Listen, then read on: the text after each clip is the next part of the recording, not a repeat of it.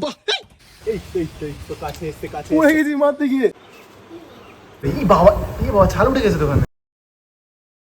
এখন না 1:53 বাজে রাত। তো আমি মোটামুটি এত রাতে এখানে আসি না ছাদের উপরে।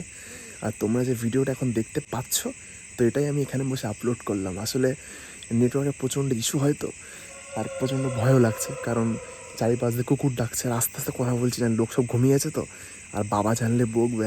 আমি এখনও চলে যাবো এখান থেকে। মানে ভিডিও করার কারণ হলো দেখাচ্ছি যে এখন ভয়টা কেন লাগছে। আমাদের বাড়ির পিছনে ফাঁকা জমি, আর সীমানা সব তাল গাছগুলো লাইন দিয়ে দাঁড়িয়ে আছে, ঠিক আছে, আর বাঁশবাগানও রয়েছে। তো কেমন একটা মানে শব্দ আসছে, মানে চারপাশ থেকে, তো ভয় লাগছে প্রচণ্ড। নেটওয়ার্ক ইস্যু হয় তো, এই জন্য আমাকে বাধ্য এখানে আজকে আসতে হলো। ফার্স্ট টাইম ছাদে বসে আপলোড করতে আসছি। আর তোমাদের সঙ্গে কথা বলছি কেন জানো? 1 সেকেন্ড ওয়েট করে বলছি কেন কথা বলতে তোমাদের সাথে। কারণ আমার প্রচণ্ড ভয় লাগে একা, মানে আপলোড করতে। ভাবলাম তোমাদের সাথে কথা বলি, তো মনে হবে কেউ একটা আছে, তো ভয় কম লাগবে। আমি যে কি পাগল মায়ের, এই দরজাটা এখন আটকানো হয় দেখো। আমি যে কি পাগল মারি, তো ভয় পাই না। এ দেখো, আমি প্রথমে আপলোড করতাম এইখানে বসে। এই যে আমাদের সিঁড়ি, এই জানলা দেখেছো, একটা খোলা আছে একটা বন্ধ আছে। তো এইখানে আপলোড করতাম, বাট এখানে না নেটওয়ার্কটা খুব একটা ভালো পায় না। তো এই জন্য আজকে সাহস করে ওখানে গেলাম। তো বাদ দা, বেশি কথা বলবো না, একদম কাল সকালে দেখা হচ্ছে। তো হাই মাই নিউ ফ্রেন্ডস, তো ফার্স্ট তোমরা দেখো আমার সামনে কি চলছে এখন বর্তমানে। ভাই সাব,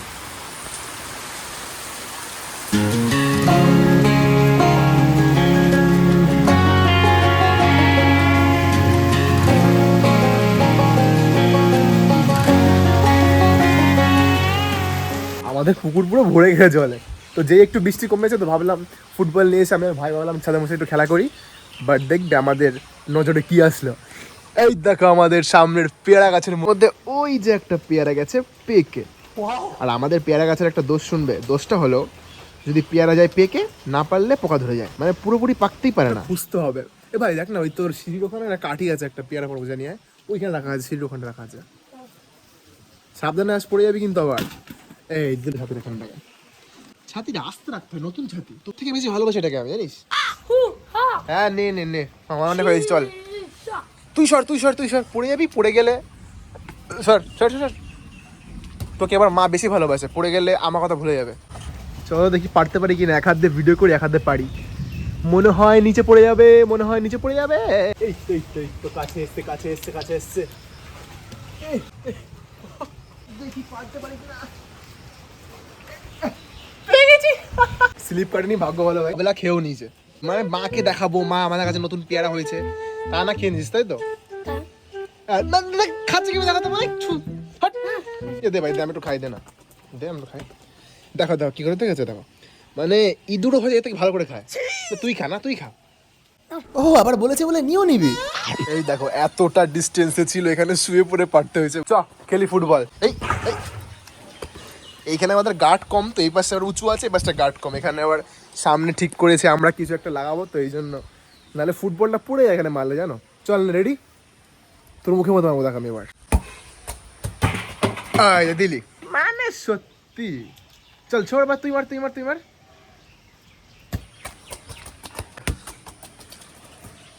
মার জোরে দেখি, মার জোরে, মার। রেডি, হ্যাঁ হ্যাঁ মার।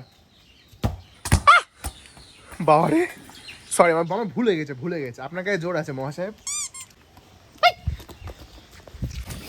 ইয়ে, পড়ে গেছি মারতে গিয়ে।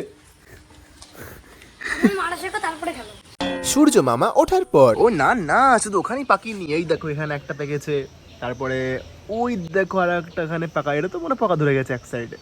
এদিকে এই একটা আছে। চলো সবগুলো আজকে পেরে ফেলি। এই যে কত কিছু, বাট পারতে গেলে আমাদের এইটা পার করতে হবে। চেষ্টা করি দেখি হয় কিনা। এটা পারতে গিয়ে আমার অবস্থা খারাপ না হয়ে যায়। বাবারে,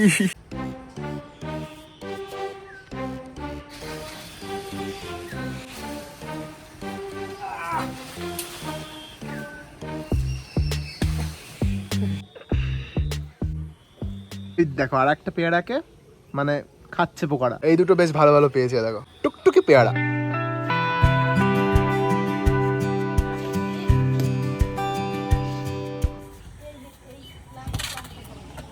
গায়ে জোর নেই। মনীষকে বলো, মনীষ কেউ পড়ে যাবে, আমি পড়বো না। এই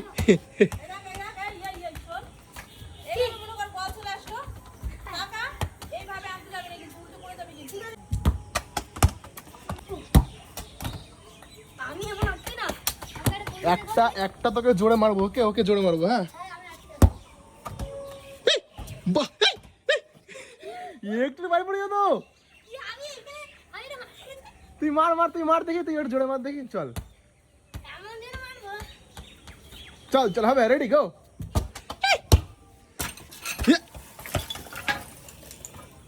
দেখ সব পড়ে গেল, দাদা মাকে বলবো, দেখ দু পায়ের মাঝখানে বলটা রেখে দেখবি, মানে উপরে উঠাবো দেখবি বলটা, ঠিক আছে? খালি বাইরে পড়ে আসে না খুব। ও তোর থেকে বলতে আমি উঠেছিলাম, ভাগ্য ভালো ছিল বাইরে পড়েনি। উঠা তোর মাথার উপর উঠা। চলো এখন দেখি মা এই বৃষ্টির মরশুমে ঠিক কি কি রান্না করছে সকাল সকাল। মা তুই শাক কাটতে পারো না তাই? বাহ, মানে মানুষ মিথ্যা কথা বলে সেভাবে, মানে নিজের যে মানে নিজের যে সেটাও বলে রাখতে হবে। তো আজকে কি কি রান্না করছো? ও লাল শাক দিয়ে মাছের ঝোল আর উচ্ছে কি করবা? ভাজবো। হ্যাঁ উচ্ছে ঠিক আছে, উচ্ছে ভাজা, উচ্ছে ডাল না খেতে সেই লাগে আমার। ডালের মধ্যে উচ্ছেটা একেবারে তোমার কি বলবো এটাকে, মানে ডোলে নিয়ে, মানে জাস্ট কি বলবো, ওয়াও। ওই দেখি দেখি মা, তোমার হাত দেখি, মার হাত নেই কেটে গেছে বলছে, কোথায়? এই যে ফোনটা করে এই ও বাবা, কি কাটলো কি করে? বাবা ছাল উঠে গেছে দোকানে, বোঝা যাচ্ছে না এই সাদার মধ্যে তো। শাক এরকম করে কাটি, তো বললাম না শাক কাটতে পারি না আমি, হাতে এরকম করে কাটি, এরকম করে কাটতে তুমি তুমি কাটতে পারো তাই জন্য না, তুমি মিথ্যে বলেছো এই জন্য কেটে গেছে হাত। না সত্যি নিজের গুণাগুণ কেউ করতে পারে না। যেমনটা আমার দিদা বলে বাবা গেলে, যে আমি রান্না করতে পারি না, কেমন রান্না হয়েছে বলো, মনে হয় ভালো হয়নি, মানে আগের থেকে ইচ্ছা করে না ভালো হয়নি রান্না।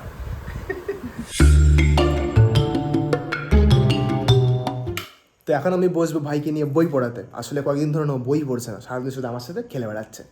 আর পরের মাসে ওর এক্সামও রয়েছে, তো এই জন্য মা বলেছে আমাকে, তোকে মার ধর যা খুশি করে, জাস্ট চুপ মুখ কানটা বাদ দিস আর খালি মার আর বই পড়া ওকে, যেমনটা সবাই বলে, বাট চায় না সবাই, বাদ দাও। আর আমি একটু হালকা পাতলা অঙ্কে ভালো আছি, হ্যাঁ সায়েন্স স্টুডেন্ট তো হালকা পাতলাই ভালো আছি, তো এই জন্য ওকে বই পড়াবো আজ থেকে। ওই বস বই নে, ব্লগটা শেষ করতে দে, বই নে বস। এই জন্য আজকের ব্লগটা এই পর্যন্ত, বাই বাই বাই বাই।